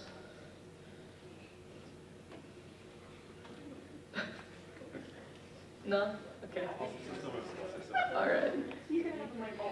No, hopefully not. I do like talking, and it's weird not making fun of you guys while I'm talking, so I'll catch up on that. I never said you couldn't. Okay. I don't know if this is my philosophy of art, but my kind of functional definition for art is philosophy thought visually. I think that when we make artwork, and I think that's true with everybody here, we're all working through ideas, and you can look at a culture and see broadly what that culture was interested in through their art. You can look at an individual artist. I'm not saying it's not discursive in the same way that language is, but it has, if you look at the oeuvre of somebody's life and art, you're gonna see an understanding of what their specific philosophy is. I guess I should kind of reword it. Why? What is your why statement? Yeah. I've talked a lot. Anybody else want to? Can you be more specific when you ask what the why statement is? So what is your driving force to do art? Like personally? Because everybody here has spoken about their art and has like completely different motives and reasons for doing their art pieces, specifically their shows. But I would like to just know, like, straight up, like, so I guess for some people it's because they love to do it. For some people it's because they were trained to do it in that way. I guess it's kind of more like some people do it because of beliefs. This isn't really like strictly because like towards a showpiece or like a collection. This is just briefly like, what is your driving force to do art? If that is a way too broad question, we can skip me. Oh, well, as long as I got the microphone. I feel like I've heard smug couples who have been married for a long time talking about you don't fall in love once, you fall in love with the same person over and over again. I actually feel that way about art. I don't know. I was joking a year ago that I had to come up with a title for this exhibition and that I might as well call it I Get Desperately Sad Sometimes and I Really Need It to Mean Something. But I think also, thanks. You can use it if I'm credited. Yeah. I by no means imagine that we are the only two people who get desperately sad sometimes. I need it to mean something. But anyways, I think art is a way of both imagining and proving that the world can be something else, something other, something that we construct. And that it's a way of inhabiting contradiction, a way of searching for something which will not, cannot be found. It's a poet named Fanny Howe who I think lives inside of my heart as like a lever-pulling little homunculus. But she said that the human heart in the state of bewilderment doesn't want to answer questions so much as lengthen the resonance of those questions. And that's my short one. Turner. You've noticed that I'm a storyteller. And I feel that it's a blessing and a curse that I have a lot of pressure to express in some form my experience. And so I'm a writer, I'm a storyteller, I'm a musician, and the greatest joy for me is to feel something and find an expression for it in the world. It happens that visual art is, for me, the strongest one.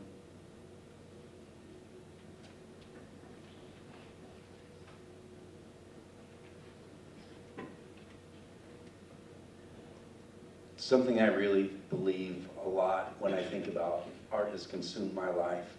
And why do humans make art? Is it just something we inherently do? Is it a learned activity? Whatever those answers are, there are, to me, very few things that differentiate our species from others. One of them being our sense of history, and hopefully we learn from that, and we don't have to have direct experience to understand things. Our spirituality makes us different than other beings, and this incessant need to create and to make things. And that everybody has it in them. Some people have suppressed those, but it's part of being who we are as a species. And if we're not engaged in it, then are we just nothing but another animal?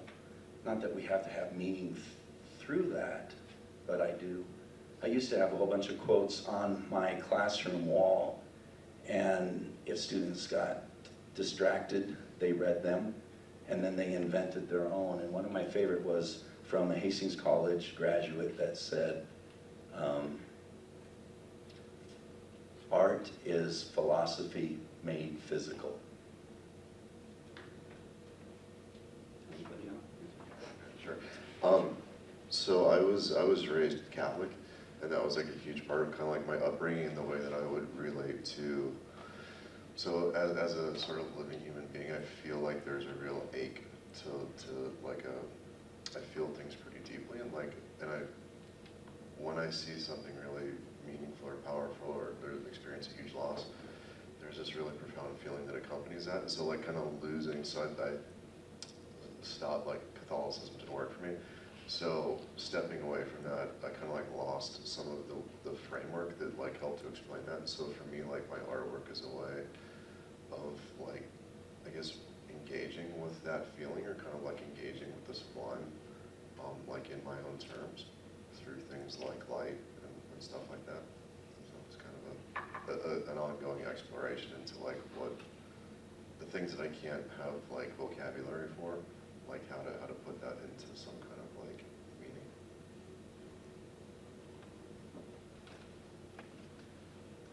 Good question, Faith. All right, thank you.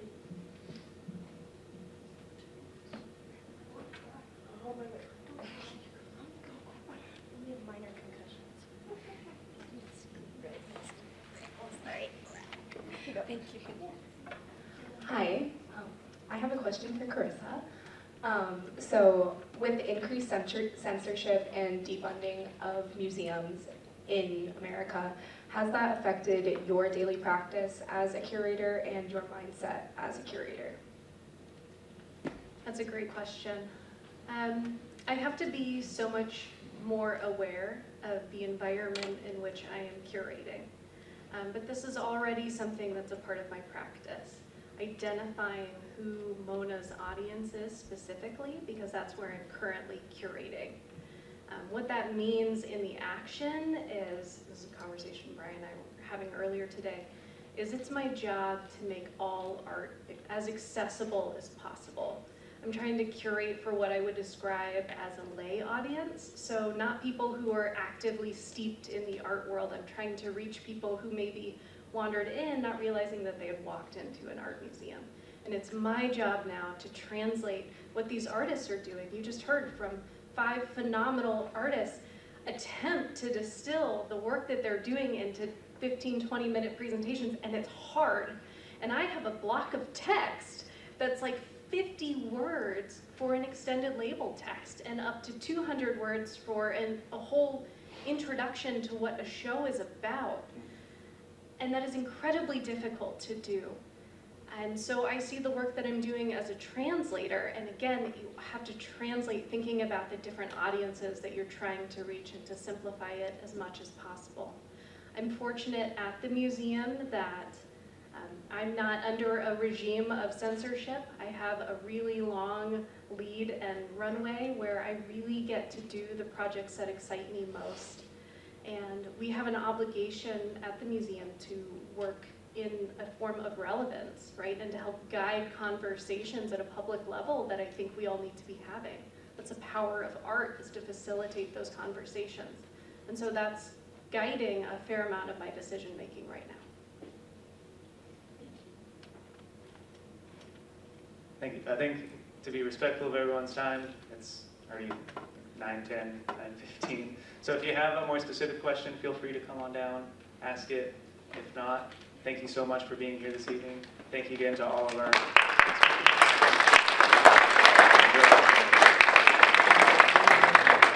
I'm sorry that we have to cut it off, but we have so many art majors and people so passionate about art. This is a conversation that should constantly go in your social groups. You should have these conversations about what is art to you? How is it current? What is the purpose of art? We originally wanted to have a social activity after this so you could continue those conversations other than other conversations you might have. Continue this in spirit, please, when you go in your studios, when you go in your own time. Write in your journals about the way you're feeling and continue this conversation. You were kind to give us your attention. Thank you.